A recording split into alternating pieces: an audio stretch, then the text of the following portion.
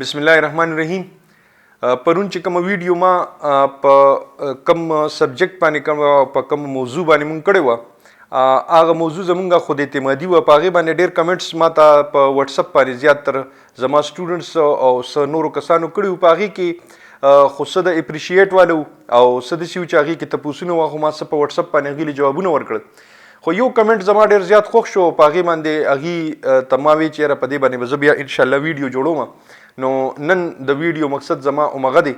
هغې کې زما یو سټوډنټ ما نه دا تپوس وکړو چې سر دا خود اعتمادي خو ټیک ته، خو چې دا کم کسانو کې د خود اعتمادۍ کمی وي یا یو کس کې د دې ګډس چې کمی چې هغه کې کم صلاحیت الله پاک اچولی وي، قابلیت پکې الله پاک اچولی وي، او د هغې دا رایستل یا هغه په خپل خاموش وي او هغه خپل کار سره کار لري او د دې نه دغه صلاحیت یا قابلیت بار راویستل دي، دا به څنګه روباسو؟ نن تاسو ته په دې باندې خبرې کوم. زمونږ په بعض کسانو کې دا خبره وي چې هغې کې خدای پاک یو قابلیت او صلاحیت اچولی، او دا خبره یاد ساتئ چې په دنیا کې یو قسم خدای پاک د قابلیت او د صلاحیت نه کم نه دی پیدا کړی. دې کې الله پاک څه نه څه ګډز اچولی وي، که هغه په هر شکل باندې وي، که هغه په هر صورت باندې وي، خو ده کې څه نه څه د الله پاک د طرف نه قابلیت او صلاحیت وي.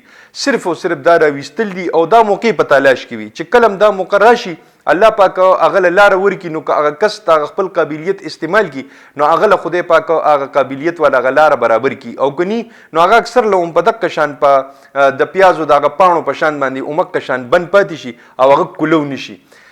د دې د کولاولو ښه طریقه هم دا ده چې کم کارم د انسان په شوق باندې وي هغې ته کتل پکار دي چې د هغه شوق کم طرف ته دی. که د هغه شوق کم یو پروفیشنل طرف ته وي، خدای دې کړي چې هغه د پیچکس په لاس والا وي، که هغه د چڼې او سټک والا وي، او که نه د هغه سوچ د لیکلو والا وي، که د هغه سوچ دا د کمپیوټر والا وي، که د هغه سوچ د گیمز والا وي، دا څیزونه پازیټیو سنس ته راوستل دي او دا څیزونه په یو نهج باندې په یو لاره باندې دا استعمالول دي، دې ته یو صراط مستقیم ورکول دي. او دغه کسان چې کم ځینو کې وي او دا خاموش وي، دا پټ وي، دې له داسې کارونه ورکول پکار وي چې کم طرف ته د هغوی شوق وي.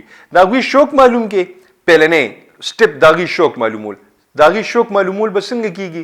د هغوی سره خبرې کول، د هغوی سره انټراکشن کول. ستاسو جی څه معمولات دي، ستاسو کم طرف ته مایل یې، ستاسو شوق څه دی، تاسو څه شي کې دلچسپي لرئ، پخپله به هغه خبرې راښکاره شي او عمقه ټاسک وله ورکړئ.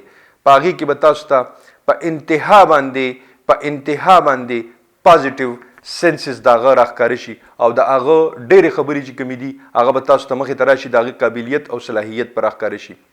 دویم، زمونږ په معاشره کې اکثر له خلک وایي چې بېوقوف سړی کار نشي کولی. دا زمونږ په خلکو کې دا یو غلط تاثر دی چې بېوقوف کس، کمعقل سړی یا نالیکه کس چې کوم دی دا کار نشي کولی یا دا مخکې نشي تللی. زه تاسو ته په زرګونو باندې مثالونه درکولی شم، او که هغه نومونه ما دلته په دې ځای باندې واغستل نو کیدای شي چې په ما باندې ډېر غټ غټ اعتراضات وشي. نومونه نه اخلم، خو ډېر بېوقوفو کسانو چې کوم دی هغوی په ملکونو باندې راج کړی دی، هغوی په خپلو محکمو باندې راج کړی دی، هغوی په خپلو فرمز باندې راج کړی دی. دا خبره غلطه ده. صرف او صرف موقع پکار ده یا دغه صلاحیت او قابلیت هغوی په یو صحیح طریقې سره استعمال کړی دی، په دقې وجه باندې هغوی په خپلو ځینو کې راج کړی دی. خوشحاله او بریالي اوسئ. د لوی الله په امان.